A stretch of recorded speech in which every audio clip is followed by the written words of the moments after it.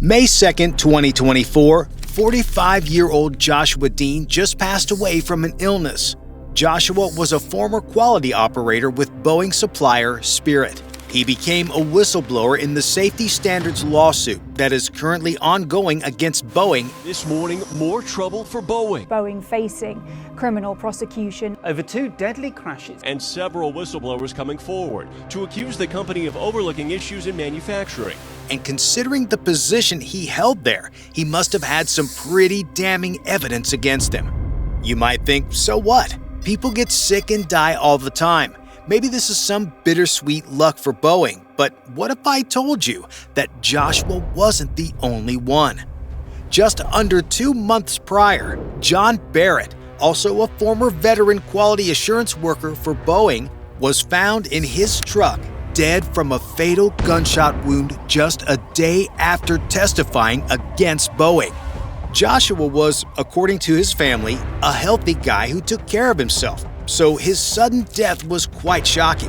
Reportedly, he even said that if anything happens to me, it's not suicide. Were these 2 cases just a coincidence, or does Boeing have something more sinister to hide? And how did they go from, if it ain't Boeing, I'm not going, to Boeing, I'm not going? 2019 was not a great year for Boeing. In October of the previous year, their new model 737 MAX 8 was being used on Lion Air Flight 610 heading from Jakarta, Indonesia to Pangkal Pinang, Indonesia, when only 13 minutes in, it crashed, killing all 189 passengers on board. And if that wasn't bad enough, less than 5 months earlier, Ethiopian Airlines Flight 302, also utilizing Boeing's 737 MAX 8, crashed only 8 minutes after taking off, killing all 157 passengers on board. These crashes resulted in the model being grounded for over a year. The U.S. airline regulator has ordered the grounding of more than 170 Boeing 737 MAX 9 passenger aircraft, allegedly costing nearly $19 billion and resulting in Boeing's first annual loss in over 2 decades. So what happened? How is it that 2 separate plane crashes using the exact same model took place only 2 months apart? The problem faced with both crashes actually comes down to a simple software issue. The 737 MAX 8 had stabilization software implemented to prevent stalling, a process on an airplane that happens when the wings can no longer produce any lift because they have exceeded a critical angle of attack. A change in the placement of the engine on the MAX 8 resulted in an issue with the nose of the plane moving upwards during takeoff. This happening ran the risk of exceeding that angle of attack, causing a stall.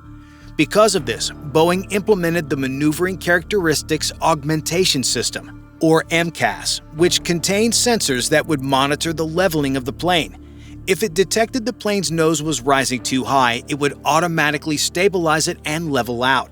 The problem came when the sensor began giving faulty readings and forcefully lowered the plane's nose to the point that pilots were fighting against the sensor to avoid a crash. The next question you might have is, if this problem happened once, how could they have allowed another plane to go up in the air without fixing it?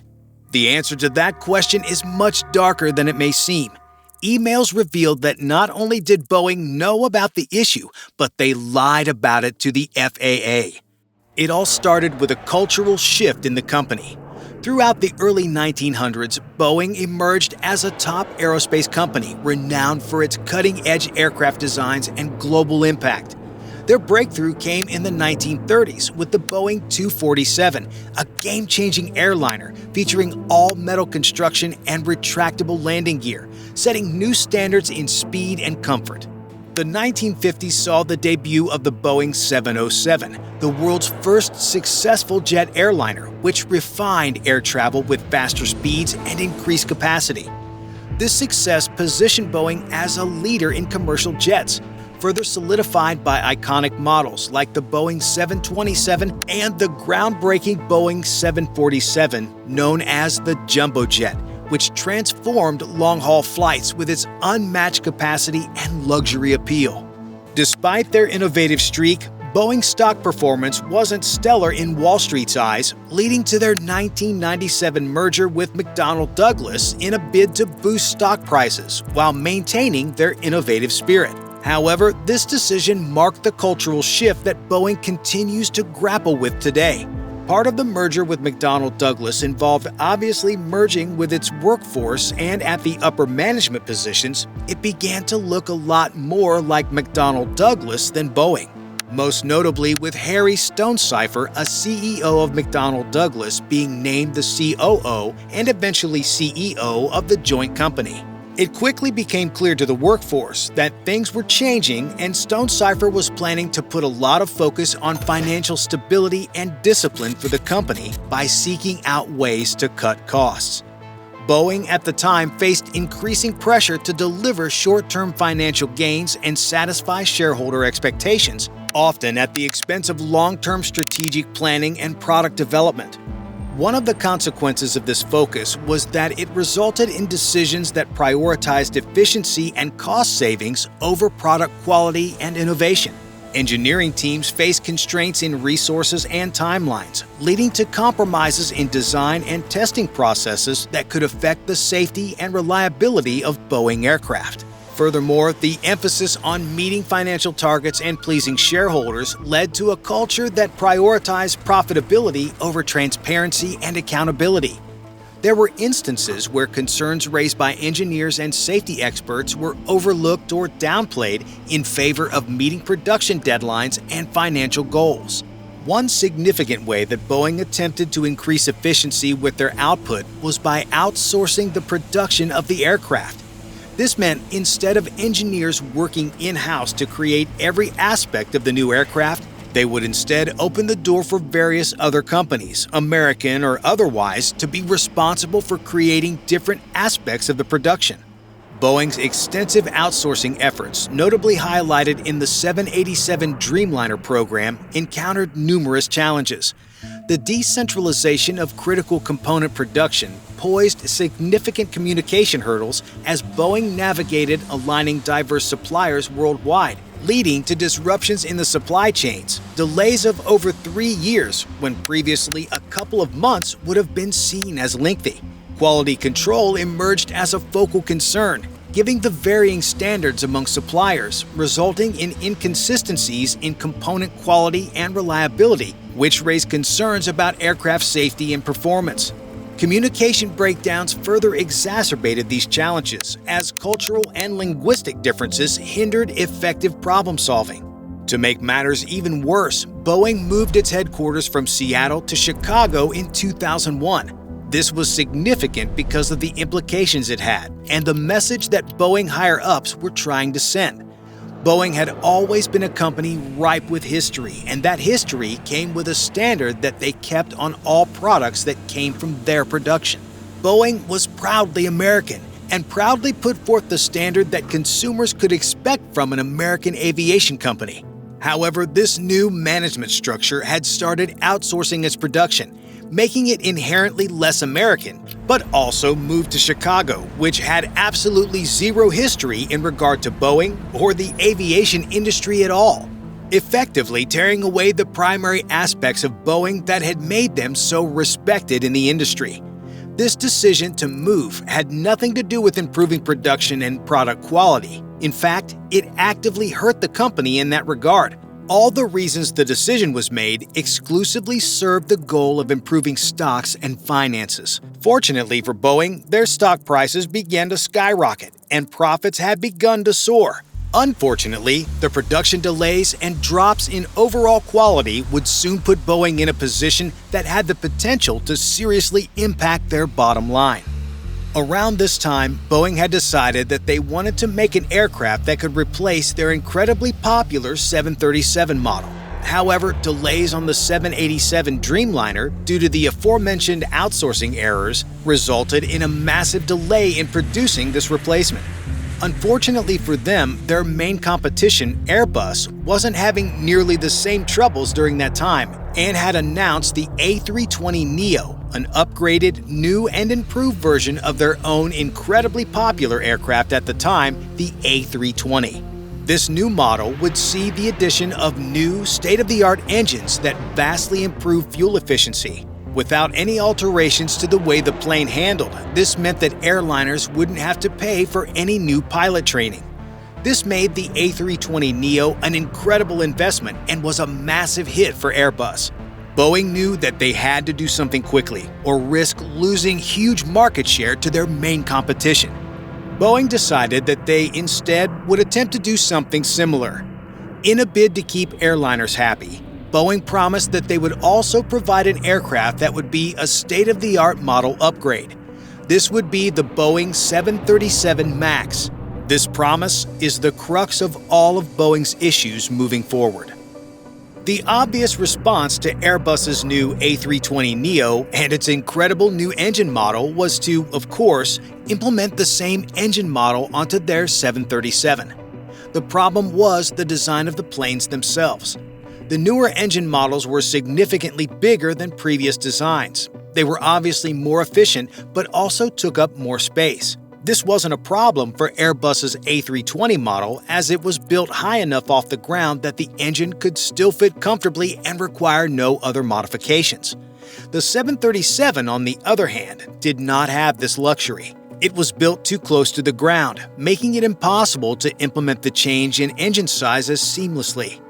To attempt to remedy this, Boeing decided that they would move the engine slightly higher on the wing to provide the needed space underneath. This change allowed Boeing to keep up in sales with the Airbus A320neo, but unfortunately, in a practical sense, it had an unwanted side effect.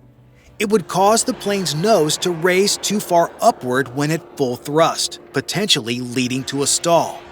Boeing knew that this difference would be unacceptable to airliners, as they had an expectation that they would not need to provide their pilots with new training. Instead of re-engineering the plane, they implemented the previously mentioned MCAS system, the system which led to the two crashes in 2018 and 2019. So how is it that the plans could even get off the ground with a new system that had such a huge room for error? Well, there actually was a mechanism that allowed the system to be shut off, allowing pilots to take full control over the plane without the use of MCAS. But the pilots, however, were not only never told about the shutoff, they were not told about the MCAS system at all. See, since Boeing was in such a rush to keep up with Airbus and had promised airliners that the plane would be essentially the same as the previous generation, the regulators didn't require pilots to undergo extensive training for the MAX, many of them only receiving a 2-hour iPad training course from Boeing, and none of the training material mentioned the MCAS software at all. For a time, Boeing may have been able to argue that the problems with the sensors would have been unforeseen, and after the crashes, the FAA actually did face a lot of scrutiny for how they rushed the plane and didn't do the proper due diligence, and it resulted in the loss of nearly 400 people.